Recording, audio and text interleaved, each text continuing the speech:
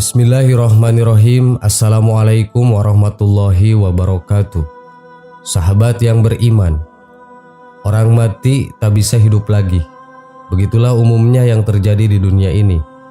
Namun jika Allah berkehendak, tidak ada yang mustahil. Allah Subhanahu wa Ta'ala berkuasa atas segala sesuatu. Imam Ibnu Hajar Al-Asqalani seperti dinukilkan dalam kitab Al-Jawbiyat, Ibnu Hajar Al-Asqalani ala Asilat Ba'di Talmizi menjawab pertanyaan sang murid, yaitu Ibnu Munjik Al-Ashrafi, tepatnya pada 10 terakhir bulan Rabiul Awal 830 Hijriah. Muridnya tersebut menanyakan kebenaran kisah tentang 4 makhluk yang hidup kembali setelah mati atas perintah Allah Ta'ala. Ibnu Hajar pun menjawab pertanyaan tersebut. Beliau mengatakan, berdasarkan sejumlah data yang dihimpun dari hadis-hadis Nabi, terdapat makhluk yang hidup kembali setelah mati. Sebagian adalah manusia dan sebagian lainnya adalah hewan. Hukum menginjak makam, waktu kematian, orang mati, indikasi hidup kembali itu terlihat lantaran makhluk itu melakukan aktivitas, seperti berbicara dengan lisan, melakukan aktivitas fisik ataupun hidup layaknya sesamanya yang masih hidup. Ada 4 kasus kejadian luar biasa ini yang masing-masing terangkum di berbagai hadis. Sebagai contoh di antara keempat peristiwa hidupnya makhluk yang sudah meninggal itu adalah sebagai berikut. 1. Orang mati yang hidup kembali. Hadis Anas bin Malik tentang seorang pemuda Ansor yang hidup lagi atas permintaan orang tuanya yang renta dan lanjut usia. 2. Hewan yang mati yang hidup kembali. Kambing yang memberikan isyarat kepada Nabi Muhammad. Hewan itu memberitahukan kepada Rasulullah untuk tidak memakan dagingnya. Hal ini karena tubuhnya mengandung racun yang dibubuhkan oleh seorang perempuan Yahudi. Kemudian itu terjadi di Khaybar dan tercatat di riwayat Abu Hurairah. Orang mati yang hidup kembali. Peristiwa bayi perempuan yang telah dikubur hidup-hidup di sebuah lembah oleh orang tuanya sebelum masuk Islam. Setelah menjadi muslim, ayahanda si perempuan mengadukan hal itu ke Rasulullah dan menyatakan penyesalannya. Bersama Rasulullah, sang ayah menuju kuburan anaknya. Rasulullah menyampaikan penyesalan sang ayah di depan makam anaknya. Sang anak menjawab dan menyatakan kerelaannya karena telah memperoleh tempat yang mulia di sisi Allah. 4. Orang mati yang hidup kembali. Kisah ini sama dengan kasus pertama. Hanya di kasus ini pria yang bersangkutan adalah Ibrahim bin Nabit dari suku Asja'i. Berbeda dengan laki-laki yang disebutkan sebelumnya, yaitu pria yang berasal dari Ansor saja. Wallahu a'lam. Wassalamualaikum warahmatullahi wabarakatuh. Bismillahirrahmanirrahim. Assalamualaikum warahmatullahi wabarakatuh. Sahabat yang beriman, setiap yang hidup pasti akan mengalami kematian. Salah satu tempat yang pasti akan menjadi tujuan terakhir saat manusia telah meninggal adalah kuburan. Di tempat tersebut manusia akan memulai mempertanggungjawabkan setiap amal perbuatan baik dan buruknya selama hidup di dunia. Ternyata kuburan setiap harinya berseru meneriakan peringatan kepada manusia tentang hal yang harus dipersiapkan sebelum masuk ke alam kubur. Berikut 5 peringatan bagi manusia yang masih hidup dari alam kubur.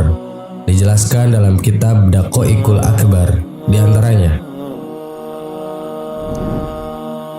1. Carilah teman yang akan menemanimu di alam kubur. Alam kubur adalah tempat yang sunyi dan sepi. Tak ada seorang pun dari sanak saudara yang masih hidup yang mau menemani. Bagi orang-orang yang gemar membaca Al-Quran sewaktu hidupnya di dunia, Al-Quran akan menemaninya di alam kubur sampai ia dimasukkan ke dalam surga.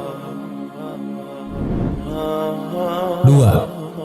Carilah penerang yang akan menerangimu di alam kubur. Ada banyak hal yang dapat dilakukan untuk mendapatkan penerangan di alam kubur. Salah satunya adalah dengan mengerjakan sholat. Hal ini sebagaimana dijelaskan dalam sebuah hadis. Sholat adalah cahaya. Sedekah merupakan bukti nyata. Sabar itu sinar dan Al-Quran adalah pembelamu atau penuntunmu. Hadis riwayat Muslim. 3. Carilah alas tidur untuk alasmu di alam kubur. Amal soleh dan kebaikan-kebaikan yang dilakukan selama hidup di dunia nantinya akan menjadi alas tidur bagi mayit di alam kubur. Salah satu amal soleh itu adalah membaca Al-Quran. Selain akan menjadi teman di alam kubur, Al-Quran akan memberikan alas tidur bagi si mayit kelak di alam kubur. Hal tersebut sebagaimana disampaikan oleh Al-Bazar dalam kitab La'alli Masnunah yang menjelaskan bahwa kelak Al-Quran akan menghamparkan tempat tidur dari permadani sutra yang penuh dengan kasturi dari Mala'il A'la. 4. Bawalah racun dari bumi untuk membunuh ular di alam kubur. Bagi orang-orang yang beriman, racun untuk membunuh ular di alam kubur itu adalah bacaan Bismillahirrahmanirrahim. Dengan membaca ini, berarti seseorang telah menghambakan diri sepenuhnya kepada Allah. Ular penyiksa di alam kubur itu bernama ular tinin. 5. Perbanyak membaca kalimat tauhid. Dengan memperbanyak membaca kalimat tauhid, La ilaha illallah Muhammadur Rasulullah, meresapi dan memahami maknanya, maka hal tersebut dapat mempermudah mayit dalam menjawab pertanyaan malaikat di alam kubur. Hal tersebut dikarenakan kalimat ini merupakan zikir yang paling utama. Barang siapa di akhir hayatnya mengucapkan kalimat tauhid ini, maka ia mendapatkan jaminan surga. Sahabat yang beriman, demikianlah 5 peringatan yang diteriakan oleh kuburan kepada manusia setiap harinya.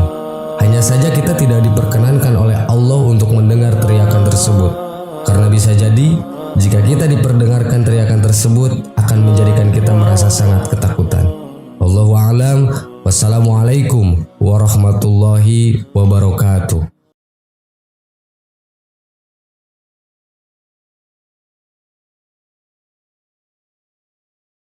Subhanallah